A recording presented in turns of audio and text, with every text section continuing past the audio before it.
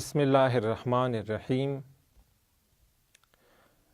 اسلامی نظریہ کائنات جو کہ اسلام کی تمام تعلیمات اور اخلاقیات کی بنیاد ہے، اس نظریہ کائنات کا بنیادی ترین نقطہ و نظریہ یہ ہے کہ کائنات خود بخود نہیں بنی، اس کا کوئی خالق ہے اور وہ خالق ایک اور فقط ایک ہے۔ اس نظریے کو عقیدہ توحید کہتے ہیں۔ عقیدہ توحید کی بعض بحثیں گزر چکی ہیں اور اب ہم خدا کی بعض صفات کے بارے میں بحث کر رہے ہیں، مخصوصاً وہ صفات جو اسلام کو سمجھنے میں مفید و مددگار ہیں۔ خدا قادر ہے، خدا قدرت رکھتا ہے، اللہ تعالیٰ طاقت رکھتا ہے، وہ ہر کام انجام دے سکتا ہے۔ اسے کہتے ہیں کہ خدا قادر ہے، خدا قدرت رکھتا ہے۔ خدا کی قدرت پر مختلف دلائل موجود ہیں۔ ہم اس ابتدائی مرحلے کی مناسبت سے کچھ سادہ دلائل بیان کریں گے، لیکن اس کے علاوہ بھی عمیق تر دلائل موجود ہیں۔ خدا کی قدرت کی ایک دلیل یہ ہے کہ ہم دیکھتے ہیں خدا کی مخلوقات، خدا نے جو اشیاء بنائی ہیں وہ قدرت رکھتی ہیں، طاقت رکھتی ہیں۔ دیکھتے ہیں ہم اشیاء جو اس کائنات میں موجود ہیں، مثلا خود انسان، ہم طاقت رکھتے ہیں، ہم چاہیں تو کوئی چیز انجام دیں، نہ چاہیں تو انجام نہ دیں۔ اس صفت کو کہتے ہیں قدرت۔ توانائی اور قدرت میں فرق ہے۔ قدرت یہ کہ چاہیں تو وہ کوئی کام انجام دیں، نہ چاہیں تو انجام نہ دیں۔ بس ہم انسانوں میں قدرت پائی جاتی ہے، یا اسی طرح بعض اور مخلوقات میں قدرت پائی جاتی ہے۔ تو مخلوقات میں قدرت کا ہونا اس بات کی نشاندہی کرتا ہے کہ ان کا خالق بھی قدرت رکھتا ہے، اس لیے کہ مخلوقات در حقیقت اپنے خالق کا عکس ہوتی ہیں۔ خالق نے انہیں بنایا ہے۔ اگر خالق میں خود ایک صفت نہ ہو تو وہ کیسے وہ صفت اپنی مخلوقات میں پیدا کر سکتا ہے، جو صفت خود وہ نہ رکھتا ہو، جو کوالٹی اس کے اندر نہ ہو، وہ اپنی مخلوقات میں وہ کوالٹی و کمال نہیں ڈال سکتا۔ بس جب مخلوقات میں طاقت پائی جاتی ہے، قدرت پائی جاتی ہے، اس کا مطلب یہ ہے کہ ان کے خالق میں بھی طاقت اور قدرت پائی جاتی ہے۔ خدا کی قدرت کی دوسری دلیل کائنات کا نظم ہے۔ جس طرح کائنات کے عجیب و غریب نظم سے، اس آرڈر سے، اس سسٹم سے ناظم کا وجود ثابت ہوتا ہے، اسی نظم سے اس ناظم کی قدرت بھی ثابت ہوتی ہے۔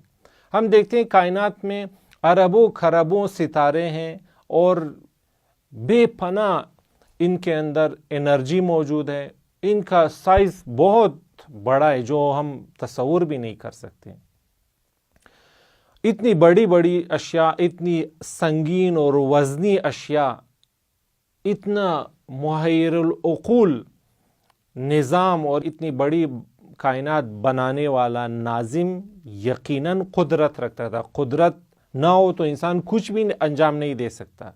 کوئی کام انجام دینے کے لیے طاقت کی ضرورت ہوتی ہے، قدرت کی ضرورت ہوتی ہے۔ اب اس کائنات میں جو عجیب و غریب نظم، یہ تناسب، یہ آرڈر موجود ہے، تو یہ تناسب ایجاد کرنے کے لیے، بنانے کے لیے طاقت کی ضرورت ہے۔ بس اس نظم کو دیکھتے ہوئے عقل یہ سمجھ جاتی کہ اس کا ناظم بھی قدرت رکھتا ہے، طاقت رکھتا ہے۔ اور خدا کے قدرت پر تیسری دلیل یہ کہ خدا لامحدود ہے۔ خدا کا لامحدود ہونا یہ دکھاتا ہے کہ خدا کی کمالات بھی لامحدود ہے۔ اگر اس کے کمالات محدود ہوتے تو یقیناً وہ خود بھی محدود ہوتا۔ بس جب وہ خود محدود نہیں ہے تو اس کے کمالات بھی لامحدود ہیں، اور جب کمالات لامحدود ہیں تو ایک کمال قدرت کا ہونا بھی ایک کمال ہے۔ بس یہ کمال بھی خدا میں موجود ہے اور خدا قادر ہے۔ بس یہاں تک یہ بات واضح ہوئی کہ خدا قدرت رکھتا ہے، طاقت رکھتا ہے، چاہے تو کوئی کام انجام دے، نہ چاہے تو وہ انجام نہ دے۔ کوئی اور چیز خدا کو فورس نہیں کر سکتی، مجبور نہیں کر سکتی، اس لیے کہ خدا کا نہ کوئی شریک ہے، نہ اس کی مثل و مانند کوئی ہے۔ وہ خود اپنی مرضی سے چاہے تو انجام دے، نہ چاہے تو انجام نہ دے۔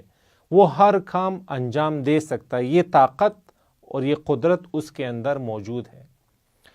اب اس سلسلے میں بعض سوالات کیے جاتے رہے ہیں، آج کل بھی ہوتے ہیں اور یہ تقریباً ہمیشہ سے کیے جاتے رہے ہیں۔ مثلا نمونے کے طور پر میں 2-3 سوالات عرض کرتا ہوں۔ ایک سوال مثلا خدا کی قدرت کے بارے میں یہ کیا جاتا ہے کہ اگر خدا ہر کام پر قادر ہے، ہر کام انجام دے سکتا ہے، تو آیا خدا اپنے مانند ایک خدا بنا سکتا ہے؟ خدا آیا ممکن ہے خدا اپنے جیسا ایک خدا بنائے، ایک اور خالق بنائے؟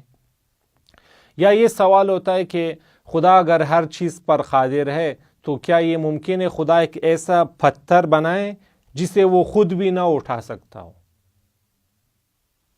ایک ایسی چیز بنائے، پتھر یا کوئی ایسی چیز بنائے جسے وہ خود نہ اٹھا سکتا ہو، یا کوئی ایسی چیز بنائے جسے وہ خود نابود نہ کر سکتا ہو۔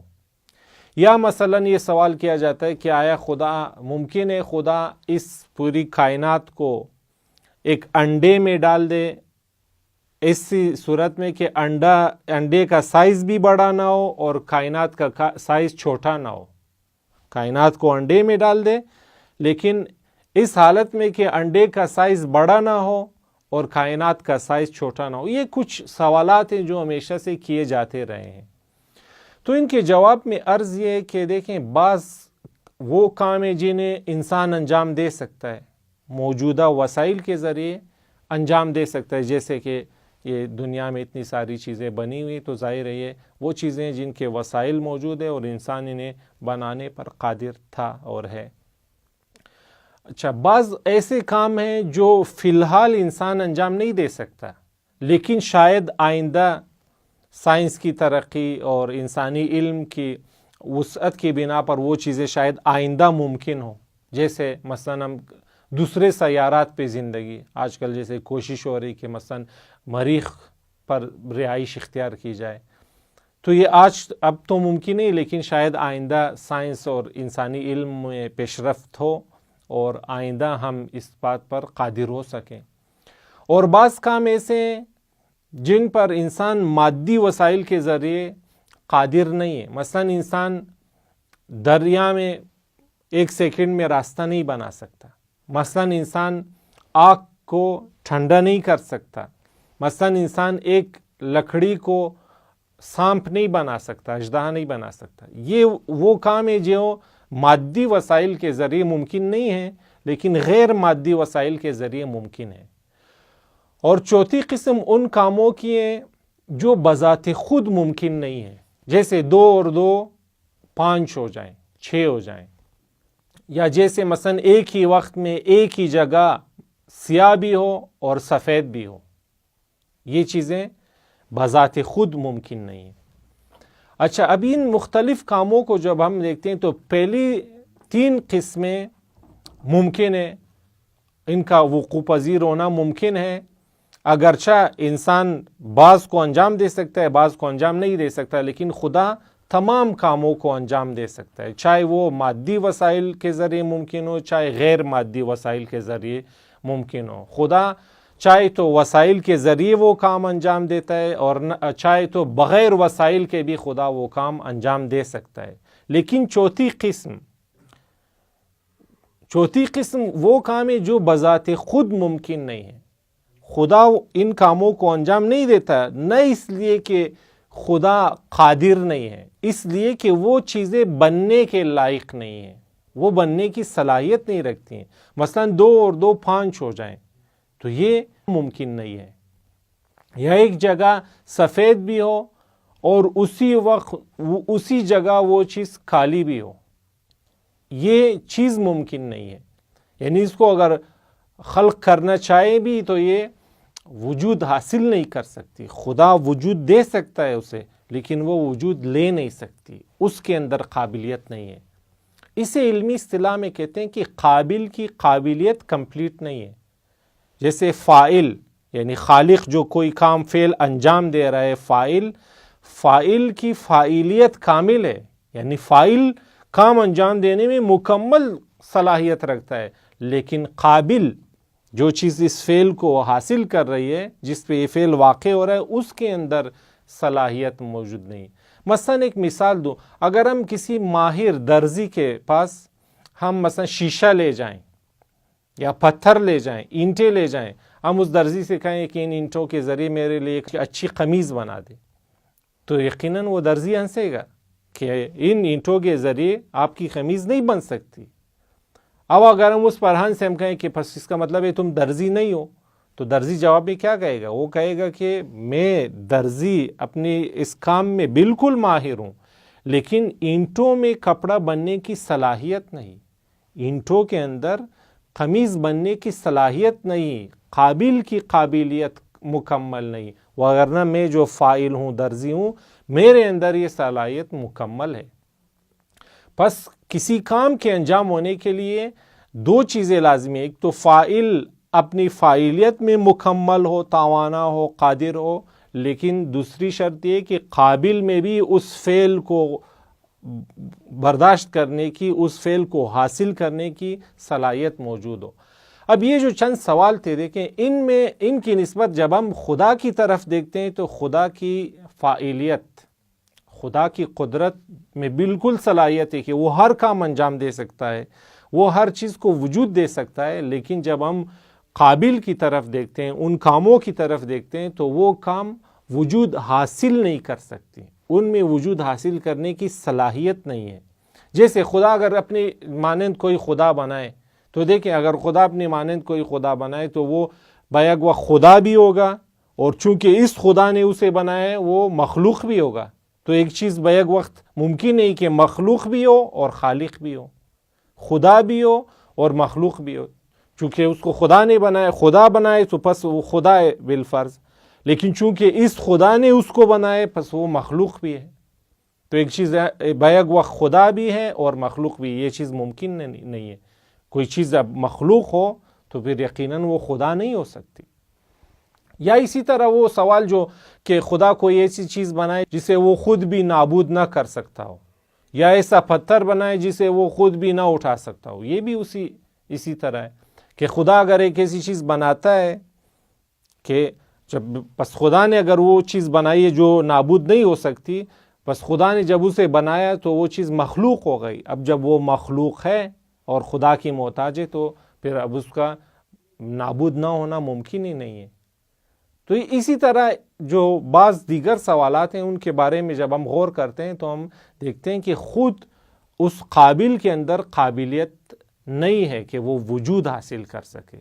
کائنات بڑی بھی ہو لیکن وہ ایک انڈے میں بھی سما جائے، انڈا بھی بڑا نہ ہو، کائنات بھی چھوٹی نہ ہو، تو اس کا مطلب ہے کہ کائنات چونکہ اگر انڈے میں تو کائنات بھی ہے اور کائنات نہیں بھی ہے، چونکہ وہ ایک انڈے کے برابر ہو گئی۔ جب ایک انڈے کے برابر ہو جائے، اتنا سائز اس کا چھوٹا ہو جائے، تو اب وہ پھر یہ کائنات تو نہیں ہوئی۔ بہرحال اس طرح کے جو سارے سوالات ہیں ان میں جواب یہی کہ ان کی نسبت خدا کی قدرت بالکل مکمل ہے، اس کی قدرت لامحدود ہے، اس کی طاقت لامحدود ہے، لیکن ایسے سوالات جو پیش کیے جا رہے ہیں، یہ ایسی مخلوقات کا بننا، ان کے اندر وجود حاصل کرنے کی صلاحیت موجود نہیں ہے، یہ وجود حاصل نہیں کر سکتی۔ اگر انہیں وجود دے بھی دیا جائے یہ نابود ہو جاتی ہیں۔ پس مسئلہ ان کے اندر ہے، چونکہ یہ بذات خود ناممکن ہے، بذات خود وجود حاصل کرنے کی صلاحیت نہیں رکھتی ہیں۔ اس سوال میں ذرا سی دقت لازم ہے کہ انسان بار بار اس پر فکر کرے تو آہستہ آہستہ یہ بات ذہن میں بیٹھ جائے گی، یہاں تک خدا کی قدرت کی بحث مکمل ہو جاتی ہے۔ اگلے لیکچرز میں اگلے کچھ اور صفات پر بحث کریں گے۔ والسلام علیکم ورحمۃ اللہ وبرکاتہ۔